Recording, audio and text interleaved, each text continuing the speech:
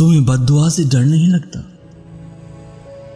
तुम कैसे हर किसी के साथ मोहब्बत के दावेदार बन जाते हो? मैंने अपनी जिंदगी के कई साल तुम जैसे इंसान की चाह में बर्बाद किए। मुझे तुमसे गिला था कि तुम प्यार नहीं दे सके, पर अब नहीं है। जानते हो क्यों?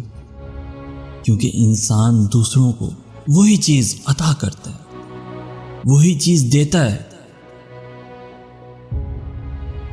जो उसके पास मौजूद हो। जो तुम्हारे खुद के पास मौजूद ना थे, मुझे कहां से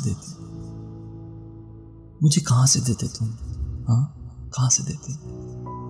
मुझ जैसे अनापरस्त लड़के के लिए यही दुख काफी है कि मैंने एक ऐसे इंसान के लिए अपनी जिंदगी के कई साल बर्बाद किए जो मेरे एक लम्हे के काबिल ना था।